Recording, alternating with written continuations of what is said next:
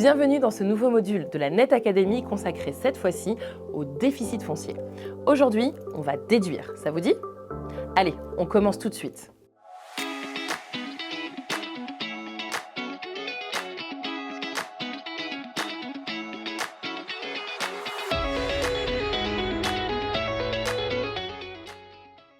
Au programme aujourd'hui et en 2 minutes. 1. Le déficit foncier, qu'est-ce que c'est? 2. Concrètement, comment ça fonctionne? 3. Dans quel cas on investit dans un déficit foncier? Et 4. Combien peut-on déduire? Le déficit foncier est une règle de droit commun qui permet à tout propriétaire bailleur de déduire un certain nombre de travaux, frais et charges de ses revenus locatifs et même de ses revenus par ailleurs, dans une certaine limite. Ces charges s'additionnent et peuvent s'imputer sur votre bénéfice foncier. Ça veut dire peuvent se déduire des revenus fonciers générés, ce qui permet de réduire, voire d'annuler l'imposition sur les loyers perçus. Pas mal, non? Attention, cette règle du déficit foncier n'est valable que pour les locations nues, c'est-à-dire non meublées. Concrètement, comment ça fonctionne? Il y a 2 écoles. Soit vous passez par un professionnel qui va vous proposer un bien déjà optimisé en déficit foncier et dans ce cas, vous achèterez un bien dont le prix est découpé entre une partie correspondant au prix du foncier et une autre correspondant à l'enveloppe des travaux déductibles. Dans ce cas de figure, tout a déjà été calculé, vérifié et optimisé pour vous.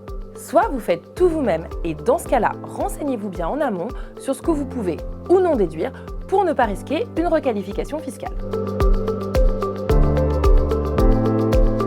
Généralement, on investit dans un déficit foncier, c'est-à-dire un bien immobilier avec des travaux, si on a déjà des revenus fonciers positifs et que l'on cherche à optimiser la fiscalité sur ces revenus ou si l'on souhaite investir dans l'immobilier ancien avec des travaux, tout en optimisant ses impôts. La fiscalité sur les revenus fonciers est en effet plutôt lourde en France et on cherche souvent à la réduire.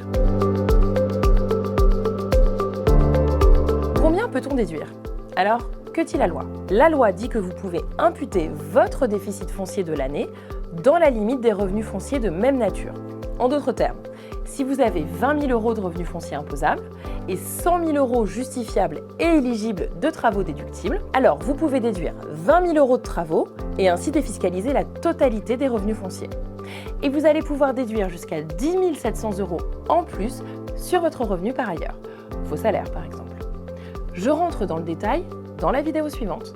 Enfin, notez bien que si les intérêts d'emprunt liés au crédit immobilier sont effectivement déductibles des revenus fonciers de même nature, on ne peut pas créer de déficit foncier avec ces intérêts. Et non. Allez, je continue de vous décrypter ce dispositif fiscal dans la seconde vidéo de ce module de la Net Academy. Pour les chanceux qui suivent ce parcours sur leur espace Patrimoine Center, je compte sur un sans faute au quiz qui arrive juste après. À très vite!